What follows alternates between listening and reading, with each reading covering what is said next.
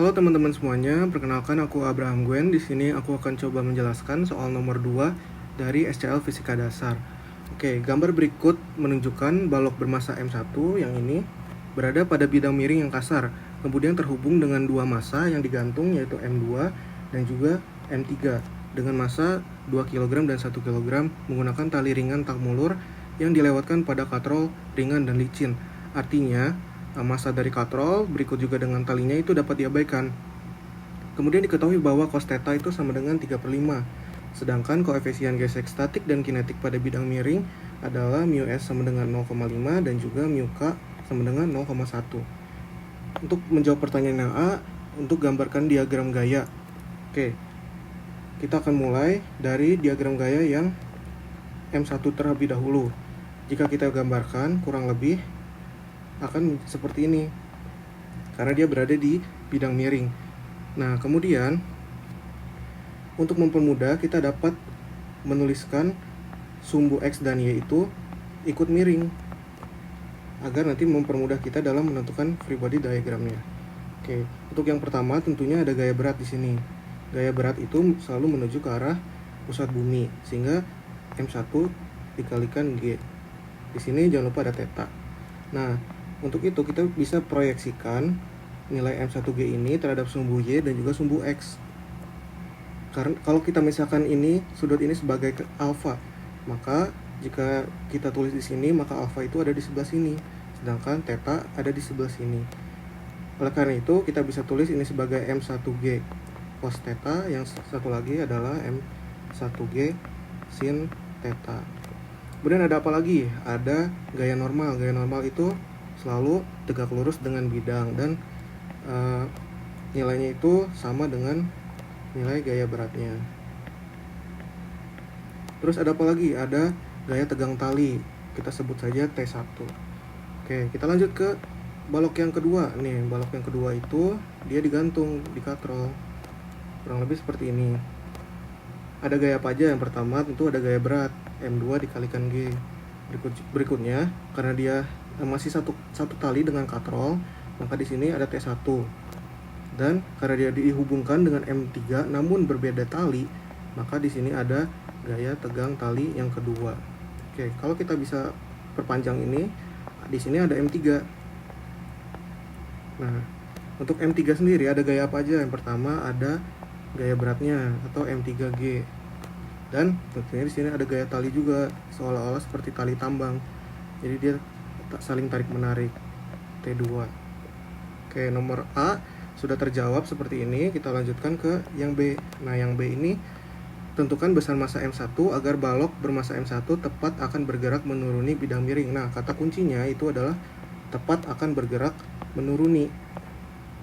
Jadi karena dia tepat akan bergerak menuruni, berarti tadi aku lupa di sini itu ada satu lagi gaya. Karena bidang miringnya kasar, otomatis dia akan ada namanya gaya gesek. Nah, gaya gesek ini arahnya kemana sebenarnya nanti ditentukan oleh tergantung dari arahnya, karena dia selalu berlawanan dengan arah gerak. Nah, contohnya yang B.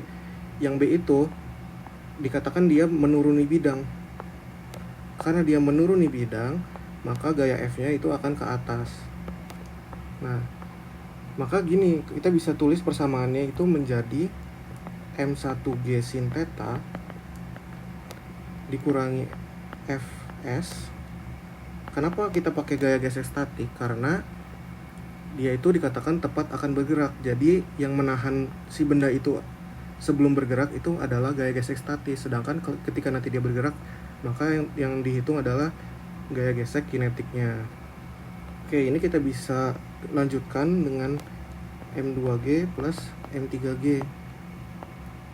Nah, untuk gaya gesek sendiri itu kan bisa kita jabarkan menjadi mu s dikali gaya normalnya ya, M1G cos theta.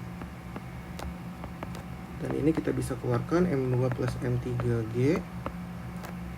Nah, ini M1 nya juga bisa kita keluarkan, sin theta dikurangi mu s cos theta sama dengan M2 plus M3. Nah, G nya kemana? G nya bisa kita coret ya, karena dia ada di kedua ruas. Nah, selanjutnya kita bisa masukkan angkanya langsung. Nah, untuk kita kan mau mencari M1, sin theta tadi diketahuinya cos theta sama dengan 3/5. Oleh karena itu berarti sin tetanya itu otomatis 4/5 ya, dari segitiga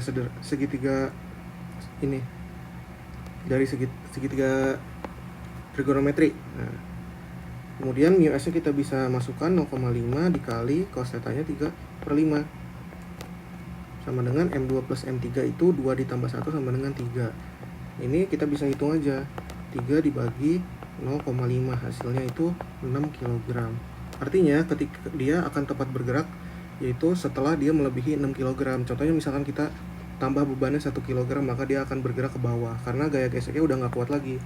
Kemudian yang C, tentukan besar percepatan dan tegangan tali pada tiap-tiap balok jika M1-nya sama dengan 4 kg. Kayak sekarang M1-nya itu 4 kg, kita bakal tentuin dia arah geraknya kemana. Nah, kita bisa tes dulu, kita uji apakah dia akan bergerak turun atau bergerak naik. Misalkan kita bergerak turun dulu, persamaannya kan M1G sin theta dikurangi mu S M1G cos theta harus lebih besar dari M2 plus M3G. Nah, ini kita bisa masukin angka 4G dikali 4/5 dikurangi 0,5 dikali 4G dikali 3/5 lebih besar dari 3G. Ini jadi 3,2G dikurangi 1,2G lebih besar dari 3G. Otomatis 2G lebih besar dari 3G. Bener gak? Enggak kan? Karena 2G itu lebih kecil, jadi ini salah. Artinya balok itu nggak bakal turun. Sekarang kita cek kalau naik, berarti tinggal dibalik aja ya. M2 plus M3G harus lebih besar dari M1G sin theta ditambah mu S M1G cos theta. Ini kalau kita hitung nanti hasil akhirnya adalah 3G lebih besar dari 4,4G. Ini juga masih salah. Artinya si balok itu nggak turun ataupun nggak naik. Artinya dia masih tetap diem aja. Kenapa bisa diem? Karena gaya gesek statisnya itu cukup kuat untuk menahan dia agar tidak bergerak. Otomatis A-nya itu sama dengan 0. Sekarang paling mudah kita akan menentukan nilai tegangan tali. Dari free body diagram tadi kita bisa tahu T2 itu sama dengan M3G karena sistemnya itu dia tidak bergerak atau kesetimbangan. Ini kita tinggal masukin aja nilainya, 1 dikali 10 sama dengan 10 Newton. Kemudian untuk T1 itu karena dia ada 2 beban yang menahan, ada M2 tambah M3 dikali G. T1 nya maka 3 dikali 10 sama dengan 30 Newton. Semoga dapat dipahami. Terima kasih udah menonton guys.